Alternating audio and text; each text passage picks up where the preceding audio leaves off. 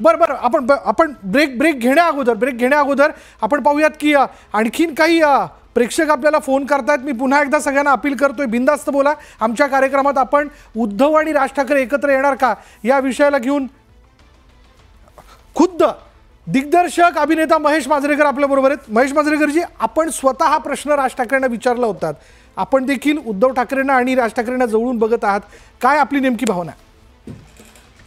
माझं म्हणणं असं की राज माझा मित्र आहे जी। हा पॉडकास्ट मी आता हे सुरू केलंय, माझ्या सगळ्या पॉडकास्ट आहे, मी सगळ्या जर का एक माझं तो सेक्शनच आहे की मी जे महाराष्ट्राचं भलं करू शकतो अशा लोकांना इंटरव्ह्यू घेणं आणि ते कुठेही पॉलिटिकल न होऊ देणं, की तुमचे पॉलिटिकल स्टँड काय आहेत ते मला ते तुमचे आहेत ते आय रिस्पेक्ट देम।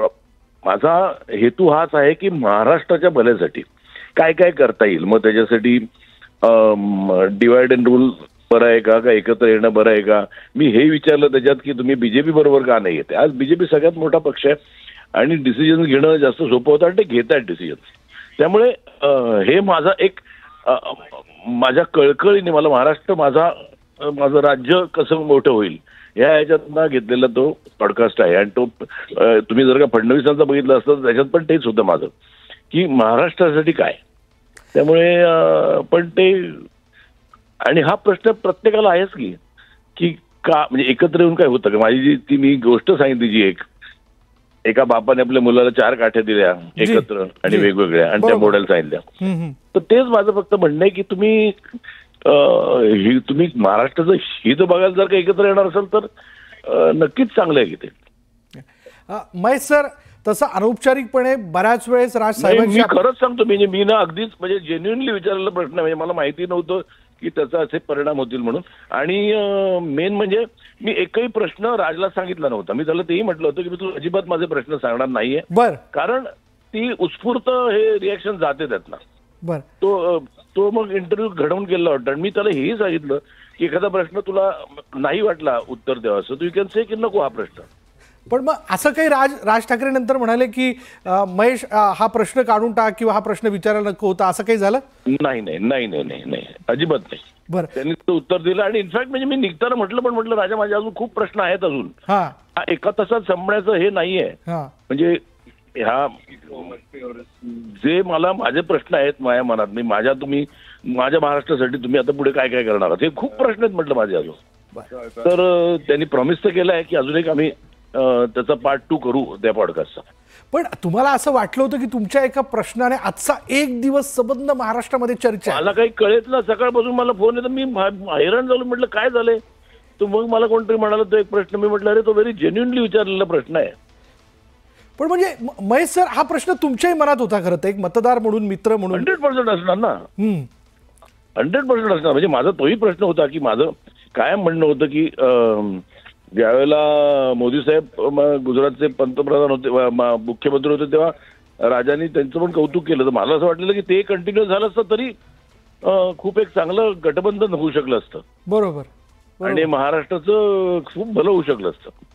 पण म्हणजे महेश सर, हे माझ्या मनात पडले तेव्हापासून जे प्रश्न आहेत ना ते आज आले, म्हणजे आणि मी ते राजला विचारू शकतो, कारण मी जेन्युइनली माझा मी मित्र आहे म्हणून पॉडकास्ट जो घेतला तर मी एक मित्र म्हणूनच घेतला त्याचा पॉडकास्ट। पॉलिटिकल म्हणजे मला वाटतं ते कुठेतरी मनसे किंवा शिवसेना किंवा हे असं काही नव्हतं त्याच्यात, माझं जेन्युइनली एका मित्राकडनं दुसऱ्या मित्राला विचारलेला प्रश्न होता। महेश सर, एवढं तर सगळ्यांना ठाऊक आहे या सिने क्षेत्रामध्ये किंवा सर्वसामान्य माणसाला देखील की आपलं फार अनौपचारिक नातं आहे राज ठाकरेंशी।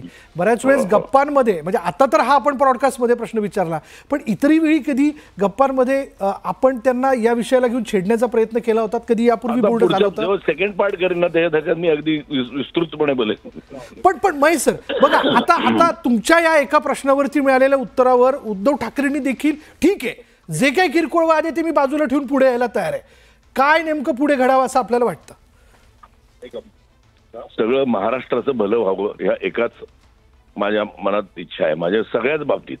म्हणजे आज मी जेव्हा सगळीकडे फिरतो बाहेरनं, तर मला असं वाटतं की आपण जरा थोडं सेल्फिशली फक्त महाराष्ट्रावर कॉन्सन्ट्रेट करणं गरजेचं आहे आता। म्हणजे मी आता सगळीकडे शूटिंगच्या निमित्ताने मी साऊथच्या फिल्म करतो, तिकडे फिरतो। महाराष्ट्र म्हणजे कसं आहे माहिती, सर्व समावेशक आहे। या आम्ही खूप तुमचं चांगलं स्वागत करू. हरकत नाही, स्वागत करायलाच पाहिजे कोणी कुठेतरी. पण आम्ही तुमचं स्वागत करतो, मग ते उंटाचं आणि आरबाचं एक्झाम्पल मला कधी कधी येतं ना ते. तसं नको व्हायला. महाराष्ट्र एक सर्वसमावेशक आहे आणि मला त्याचा गर्व आहे. पण त्याच्यात जरा मराठीचं गळचेपी होते का?